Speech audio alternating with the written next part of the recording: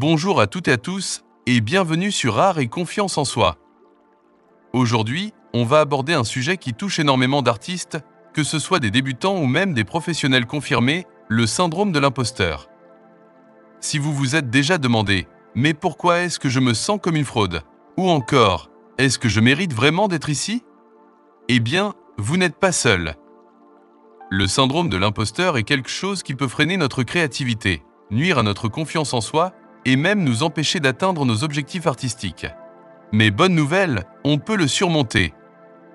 Et aujourd'hui, je vais vous donner quelques pistes et conseils pour y parvenir.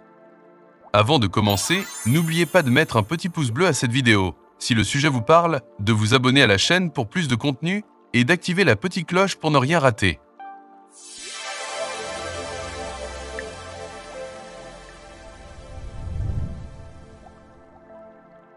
Parlons du syndrome de l'imposteur. 1. Qu'est-ce que le syndrome de l'imposteur? Le syndrome de l'imposteur, c'est ce sentiment persistant de ne pas mériter son succès, ses accomplissements ou sa place. Cela vous est-il déjà arrivé de penser, si les gens découvrent qui je suis vraiment, ils se rendront compte que je ne suis pas aussi talentueux qu'ils le croient? C'est ça, le syndrome de l'imposteur. On a l'impression que notre succès est dû à de la chance ou au fait que les autres se trompent sur nos compétences. Et souvent, on craint constamment d'être démasqué ou jugé. Ce sentiment peut se manifester de différentes manières. Que vous soyez un peintre qui doute de la valeur de ses œuvres, un sculpteur qui compare ses créations aux autres, ou un digital artiste qui ne se sent jamais à la hauteur des standards actuels. Ce qui est fou avec le syndrome de l'imposteur, c'est qu'il peut toucher n'importe qui, même les plus grands artistes. Si vous pensez être le seul à ressentir ça, détrompez-vous. Vous seriez surpris de savoir combien de personnes talentueuses ont ressenti la même chose à un moment donné. 2. Pourquoi ressentons-nous ce syndrome? Maintenant, voyons d'où ça vient. Pourquoi tant d'artistes ressentent-ils le syndrome de l'imposteur? Les causes sont multiples, et il est important de comprendre que ce n'est pas un signe de faiblesse ou de manque de compétences. Parmi les principales raisons, on trouve souvent les comparaisons constantes. Les réseaux sociaux et Internet nous mettent constamment en contact avec les œuvres des autres. Il est facile de tomber dans le piège de la comparaison, de se dire « Mon travail ne sera jamais aussi bon que celui-ci ». Le perfectionnisme. Beaucoup d'artistes sont perfectionnistes. Ils veulent que tout soit impeccable avant de se sentir légitimes dans leur domaine. Mais ce perfectionnisme peut créer un stress énorme et alimenter le sentiment de ne jamais être assez bon. La peur de l'échec. La peur de ne pas réussir peut être paralysante. Cette peur nous pousse à douter de nos capacités, même lorsqu'on a déjà prouvé ce dont on est capable. Un manque de reconnaissance. Si vous n'avez jamais reçu suffisamment de retours positifs ou d'encouragement, il peut être difficile de croire en votre propre valeur. Les normes et attentes sociales. Parfois, la société elle-même nous fait croire qu'on doit suivre une certaine voie pour réussir. Si on s'en éloigne un peu, on se demande rapidement si on fait les choses comme il faut. Tout cela se mélange et finit par créer cette voix intérieure qui nous dit qu'on n'est pas à la hauteur. Mais encore une fois, tout cela n'est qu'une perception, pas une réalité. 3. Les conséquences du syndrome de l'imposteur. Alors, quelles sont les conséquences de ce fameux syndrome sur nos vies et nos carrières artistiques? Eh bien, elles peuvent être nombreuses. Le principal problème, c'est que ce sentiment peut nous freiner dans notre élan créatif. Quand on se sent imposteur, on hésite à prendre des risques, à se lancer dans de nouveaux projets ou à partager notre travail avec le monde. On reste dans une zone de confort par peur de l'échec ou du jugement. Cela peut aussi nous amener à refuser des opportunités. Par peur de ne pas être à la hauteur, on peut refuser des expositions, des collaborations ou des projets qui pourraient pourtant faire avancer notre carrière. Ne jamais se sentir satisfait. Peu importe le succès rencontré, on a toujours l'impression de ne pas avoir fait assez bien. Cela crée un sentiment de frustration constant. Épuisement. Essayer constamment de prouver sa valeur ou de cacher son prétendu manque de talent peut être épuisant physiquement et mentalement. Mais la bonne nouvelle, c'est que vous pouvez reprendre le contrôle et ne plus laisser ce syndrome diriger votre vie artistique. 4. Comment surmonter le syndrome de l'imposteur? Maintenant que l'on a bien cerné le problème, passons à la solution. Voici quelques clés pour dépasser ce sentiment et retrouver confiance en vos capacités.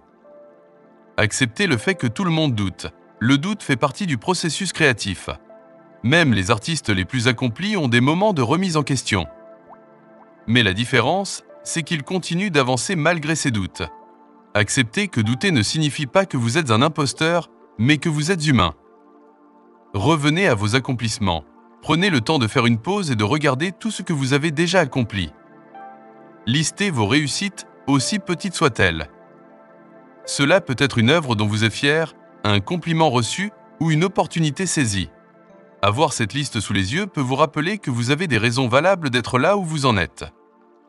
Changez votre discours intérieur. Apprenez à identifier les pensées négatives qui vous envahissent et qui vous disent que vous n'êtes pas à la hauteur. Remplacez-les par des affirmations positives. Par exemple, au lieu de dire « Je ne suis pas assez bon pour ce projet », essayez « J'ai les compétences pour réussir et même si ce projet est difficile, je vais apprendre et m'améliorer en chemin. » Acceptez les compliments. Lorsqu'on souffre du syndrome de l'imposteur, on a souvent du mal à accepter les compliments. On les minimise, on pense que la personne exagère ou qu'elle est polie. Mais apprenez à dire un simple « merci ». Appréciez ces retours positifs sans les remettre en question. Osez partager vos œuvres. Montrez votre travail au monde. Oui, cela peut faire peur, mais plus vous le faites, plus cela deviendra une habitude. N'attendez pas la perfection. Le processus créatif est un chemin constant d'évolution, et votre travail n'a pas besoin d'être parfait pour avoir de la valeur. Entourez-vous de personnes bienveillantes. La communauté artistique peut être un excellent soutien. Entourez-vous de personnes qui vous encouragent et qui croient en vous. Cela vous aidera à contrer ces moments de doute. Conclusion. Nous avons parcouru un chemin important aujourd'hui en explorant le syndrome de l'imposteur, un sentiment qui touche de nombreux artistes à un moment ou un autre de leur parcours. Et j'espère que cela vous a permis de mieux comprendre pourquoi vous pouvez parfois ressentir ce doute si paralysant. Ce sentiment n'est pas une fatalité, et vous avez le pouvoir de le surmonter pour retrouver confiance en vos capacités artistiques. Reprenons ensemble les points essentiels. D'abord, le syndrome de l'imposteur, qu'est-ce que c'est exactement ? C'est cette petite voix intérieure qui vous fait croire que vous ne méritez pas votre succès, ou que vous allez finir par être démasqué comme une fraude. Ce sentiment peut apparaître même si vous avez déjà prouvé vos compétences et réalisé des œuvres admirables. Il est alimenté par plusieurs facteurs, comme la comparaison avec les autres, le perfectionnisme ou encore la peur de l'échec. Mais il est important de se rappeler que ce n'est qu'une perception erronée de votre réalité et non un reflet de votre véritable valeur. Ensuite, les conséquences du syndrome de l'imposteur peuvent être particulièrement dommageables pour un artiste. Elles peuvent vous amener à vous auto-saboter, à refuser des opportunités par peur de ne pas être à la hauteur, à vous épuiser en essayant de constamment prouver votre valeur ou à vous empêcher de vous sentir pleinement satisfait de vos réalisations. Ce sont des obstacles que vous pouvez surmonter et c'est là que les solutions entrent en jeu. Voici quelques clés essentielles pour avancer. 1. Acceptez que le doute fait partie du processus créatif. Vous n'êtes pas seul à ressentir ces moments de remise en question. Chaque artiste traverse des périodes de doute. Mais la différence, c'est que ceux qui réussissent ne laissent pas ce doute les paralyser. Ils avancent, même quand ils ne se sentent pas pleinement confiants, car ils savent que c'est en créant que la confiance grandit. 2. Se concentrer sur ses réussites. Prenez le temps de vous rappeler vos accomplissements. Notez vos victoires, même les plus petites. Ces moments de succès, aussi modestes qu'ils puissent paraître, sont des preuves que vous avez les compétences et le talent nécessaires pour réussir dans votre domaine artistique. Chaque réussite est une brique qui construit votre confiance. 3. Modifiez votre discours intérieur. Cette étape est cruciale. Souvent, le syndrome de l'imposteur est nourri par des pensées négatives répétitives. Apprenez à repérer ces pensées et à les remplacer par des affirmations positives. Ce n'est pas facile, mais en pratiquant régulièrement, vous finirez par reprogrammer votre esprit pour qu'il soit plus bienveillant envers vous-même. 4. Acceptez et appréciez les compliments. Plutôt que de minimiser ou d'ignorer les retours positifs que vous recevez, apprenez à les accueillir pleinement. Dites « merci » et reconnaissez que les autres voient quelque chose de précieux dans votre travail. Cela renforcera votre confiance et vous permettra de mieux apprécier votre propre valeur. 5. Osez partager vos œuvres sans attendre la perfection. Ne tombez pas dans le piège du perfectionnisme, car il n'y a pas d'œuvre parfaite. En vous donnant la permission de partager votre travail même s'il n'est pas parfait, vous vous offrez une opportunité de progresser, de recevoir des retours et surtout de prendre conscience de la valeur de votre art dans sa forme actuelle. 6. S'entourer de soutien positif. La communauté artistique, si elle est bien choisie, peut être un incroyable soutien moral. Trouvez des personnes bienveillantes qui vous encouragent et vous motivent à persévérer.